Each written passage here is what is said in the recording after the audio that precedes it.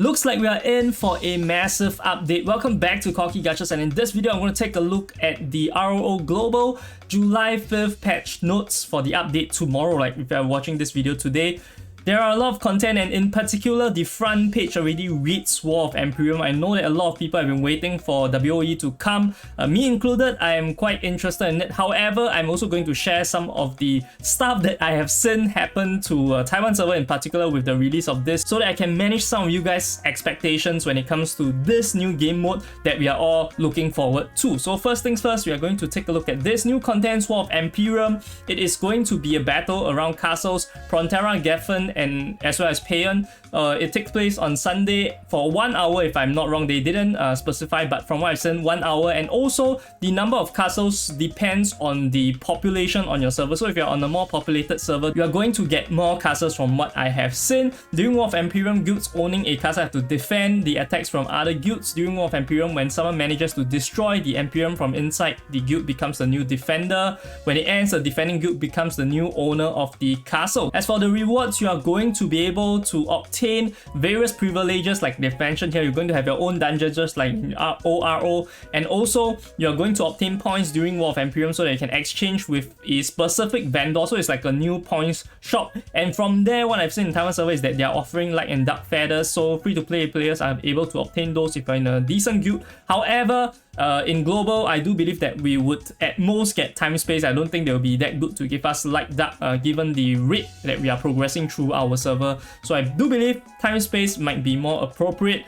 Regardless, all participants above level 60 can definitely participate in the War of Emperium if they join for at least 72 hours. So no switching of guilds last minute to participate in this War of Emperium. And this is where I come in to manage your expectations. I know that a lot of people looking forward to WOE with the massive numbers of people that are clashing in the castle itself. You're going to have very exciting fights. This is what you imagine. However, a lot of problems, a lot of bugs also came with the WOE when it released in Taiwan server. But of course, they were being patched out slowly but surely over the days, right, of their release. But once again, you know what game we are playing, Ragnarok. So when it comes out, I do expect them to be bugs. I'm not sure if it's going to release on time, whether the first one is going to go smoothly. But one of the problems, not really a bug, is that the War of Emperium maps actually also have human limits. So there is map limits, character limits. Imagine you are the one defending the castle, right? You would be able to go into the castle, and then since you are defending, likely you are less likely to die, which means that your people is going to make up the majority of people in that map. So once the limit is maxed out, if you're in a very populated server, the attackers can no longer enter the castle to attack you. They cannot enter the next map. So this is one of the problems that people face, whereby the defending guilds have a huge advantage. And honestly, it's a joke, the fact that there is such limits, of course, to prevent lag. But with these limits, the attacking players, right, the people that manage to go into the portal, if they happen to go in when someone went out, is going to face so many defending players, while they themselves are going to be one of the minority. So it makes it very disadvantageous for the attackers. Hopefully this would also be fixed in our server when it comes to WOE, so that it would be much more fun compared to just having the defending player just sit down there without much attackers coming and dying to precast, all this kind of things, right? So this is just for WOE, just to manage you guys' expectations for it. Second is going to be Nightmare Temple Season 1. So Nightmare Temple is going to be available on Tuesdays, Thursdays, Saturday from 5 AM to midnight. So Nightmare Temple consists of 4 difficulties: Normal, Hard, Nightmare, as well as Hell. Higher difficulties are unlockable after the previous ones have been cleared. Each week there will be different affixes to empower monsters, adding more challenges to the battle. You can activate certain blessings to help you progress, and each attempt has a revival limit. So all this yada yada yada. But basically this is where you get a divine almonds. I'm also going to touch on that based on this patch notes later. But this is the Nightmare Temple, and just to provide some additional information, the Nightmare Temple itself is going to rely a lot more on the specific Nightmare Temple stats. So you can see it mentions Season 1. So Season 1 is going to have your Season 1 stats. You can think of it like a Diablo, think of it like a PoE, this kind of games whereby they are season specific content. So in Season 1, you're going to have Season 1 stats, and these stats would be key for you to survive as well as do damage in Nightmare Temple. So regardless of how wheelie you are, of course the top wheels will be able to clear like definitely higher difficulty with less of those affixes compared to non-whale players. However, if you are a non-whale player, as long as your stat points, your affixes go up throughout the progression, right, you are still able to progress through the various difficulties, but it's going to come much slower. So it's not just about the current stats, it's about the new stats in particular. So this will be unlocked at level 90. You can see these are the various ones. There are 5 of these different ones. They are going to rotate. Very simple. Next is going to be Divine Armaments, and Divine Armaments can sync with 3 pieces of regular equipment mimicking their stats and effects. So I would like to pause right here. So from what I've seen, this is describing the Divine Armaments of NA server. This is RO 1.0. We are playing RO 2.0. So I do believe there is a high chance that they copy-paste the descriptions for this Divine Armament for the NA server and then just thought that it's the same system. Very common, very expected. I will not be surprised, but I think that, in my honest opinion, I don't feel that they would be able to combine. They are not that good to combine RO 1.0 and RO 2.0. So we should be following Taiwan server. I don't think there is any need to craft any more regular equipment. So this might be just a misinformation, but we shall see, right? If they are really so good that they want to implement different server content and mix them into one, give it to them. But from what I've known, the Gravity that I know will not be able to do that. So I do believe this should be Taiwan server content, whereby there is no need to craft anymore. Divine Armament would have its own set bonuses and divine traits, and then you will be able to boost through the merge system. So you would be able to switch along the different ones. So if you're playing ADR, you can switch to something like Trapper. The best one would be for High Priest, whereby you can switch between Magnus, Exorcism, and then you can switch between Praiser, which is the buffing builds. So stuff like that is going to be very useful, especially since you don't have to craft new ones, you don't have to transfer the refinement multiple times. Especially at higher refinements, it's going to be very expensive. So this would be available to adventurers whose base level is 90 or above. And one more note, I wanted to make a guide on this Divine Armaments, but looking to see what is going to be released first. Because if they really release it like they have described right here, it's going to be entirely different from what Taiwan server is getting. So I don't want to mislead anyone, so I will wait for them to come out before I can tell what is going to go on. But me personally also, I'm going to transfer my weapon only at level 90, and I'm going to transfer straight to Divine Armaments. There have been talks about whether you should craft the normal equipment, level 90 equipment, so that your level 90 equipment is going to outperform the low level Divine Armaments. Me personally, I don't really care about this kind of min-maxing, but if you are well, and if they really release the level 90 gear, then potentially you want to craft your level 90 Divine Armaments later on when you have the purple rarity, you have the gold rarity. So there are different rarities when it comes to this. So the blue rarity might not be as strong as the default level 90 weapon, and especially if you're not looking to change builds on the fly. So next is going to be Night Assault. So basically this is just a new Helheim dungeon, not going to talk much about it. Extreme Challenge 4-star difficulty, just 1 more star, very simple. Endless Tower 50 floor. So currently we have up to 40 floors, so they are going to release another 50 floor for power levels. I don't think it's going to be much of a difficult situation for the whales anyway. Right now, Endless Tower 40 can be cleared by anyone that is decently geared, right? You just have to bring 2 FS and you should be able to clear it. Don't need whales to carry you at all. Next is going to be Fashion Gacha. So this new set is going to be the Rune Marine set, and this is actually one of the sets that I've touched on in my video that I released yesterday, where I reviewed 4 upcoming sets, right, that are in Taiwan server sequence. So this is one of those sets. So good to see that it's coming to the game. And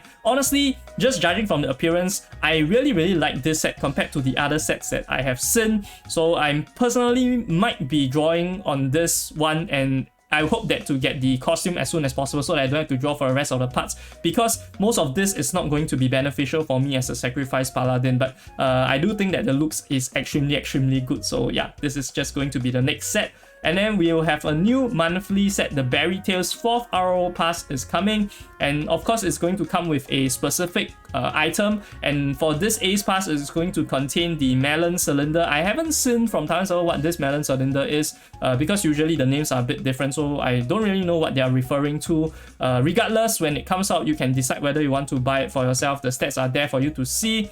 It's not going to be a situation whereby it's like the recent Tooth Fairy or don't know what nonsense gacha there is only 1 slotted, but because people can't see, they thought that it's going to be 2 slotted. That kind of fiasco, I didn't really touch on it because honestly too many fuck ups for me to cover. Next is going to be new events, 99-day login events reward.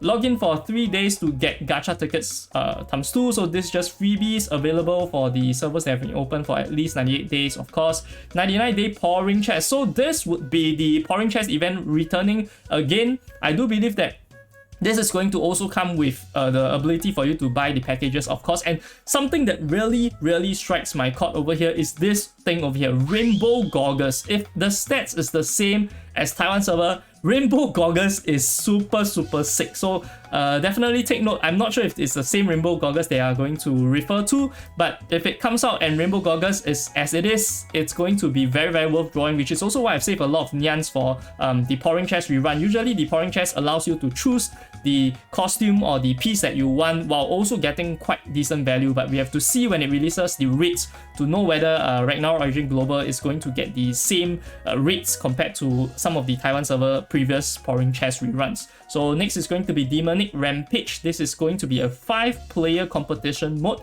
Seems quite interesting. It will have to roleplay as a MVP or NPC. This seems like a bit like the Left 4 Dead feeling, right? But I haven't seen this event at all. Not sure what it's going to be, but it sounds interesting. And of course, freebies. Don't think this is a paid content, so this should be something like the memorizing event whereby we just get free freebies. So I think this is going to be good. Next is going to be Desire for Battle. This we have seen. MVP Fever as usual. Deviruchi's Awful, of course, the same. These are all reruns. So a bit of the complaints that I have or other people also have for this event is that after some time, right, all of this is going to rerun. So at the start they are going to release a lot of like content, a lot of events that are new, but after which they are just going to rerun. But of course, the Desire for Battle, this kind of things, right, I do think it's always going to be good for rerun. Double cut drops. In Taiwan server, there's also triple cut drops. That is really sick. But I really do appreciate that they have more Desire for Battle. So this is really good on their part, because this is entirely not paid content, right? So if they just release it more often, people will be definitely more happy. And new packs is going to be over here, 1190 packs. So I'm not going to touch on the packs anyway. I don't really care about the packs. I am not going to purchase anything from this game anymore given their antics.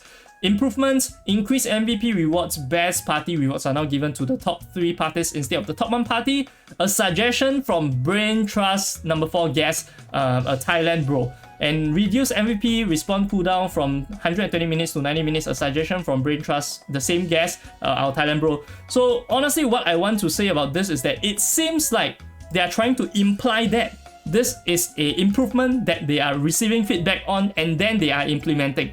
However, this is already in Taiwan server, so not that I want to criticize them. I think that this is a good change, definitely very good for people that in more populated servers whereby there are more whales, right? However, I don't really like the fact that they are trying to say that this is brand new. This already Taiwan server already have, until I send a true feedback that has been not implemented in Taiwan server being taken in by Ragnarok Origin Global. I will say that they are just following the patch notes of Taiwan server but trying to mislead the people that are not following Taiwan server. So this is quite sneaky of them. Maybe this has also got to do with my recent decrease in trust in Gravity. So I don't believe that this is something that they wouldn't have implemented if no one suggested.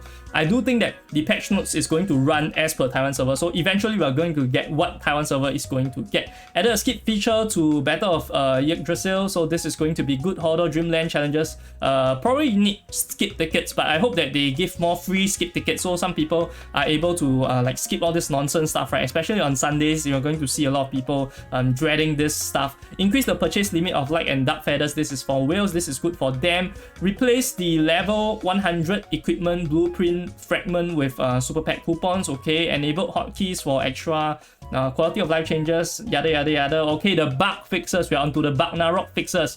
Fix an issue whereby damage immunity was not working upon using Asura Strike. Okay, this has been fixed. Good for you. Maybe it's fixed, maybe it's not fixed. Test for yourself. Fix an issue whereby the bulletin notices were displayed incorrectly, inconsequential. Fix an issue where under some circumstances Divine Chain would only affect the caster. Oh, I didn't know this was bugged, but because I'm not a playtester, I don't really know. Fix an issue whereby the HP recovery buff, okay, not functioning while being sacrificed. Yeah, Pyramid Adventure, okay. Fix an issue whereby red dot, nonsense. Number of sigils, okay. Fix an issue, inconsequential. Movement keys not functioning. Okay, this is very important, right? The banging the wall situation definitely has to be stopped. This has been going on for too long. Fix an issue whereby the MVP timer was missing when the language was set to Thai. Suggestion from our... This is not a suggestion. This is just a bug fix. What nonsense is this? fixed an issue whereby the number of card sockets on hard sunglasses was incorrect. So which means that the tooth thing is correctly one slotted, which means people that bought it, sorry, too bad. Okay, preview of future updates, new quiz mode, which is the quiz note that we are supposed to get, but it was bugged out. New sigils, new features to help reduce daily stress. Yeah, high levels of daily stress right now. Better reduce the amount of dailies that you guys have to do. And honestly, I would like to say one more thing. If they are able to reduce the number of dailies like the events, guild fees, everything, but increase the rewards, I would say that this is a huge win for Ragnarok Origin Global, because even Taiwan server don't have that. So if you can make this happen, I would have a different view of you, Gravity. Try to make this happen. We shall see if you can go one step ahead of Taiwan server. And that about does it for this video where I cover the July 5th patch notes that's coming tomorrow. So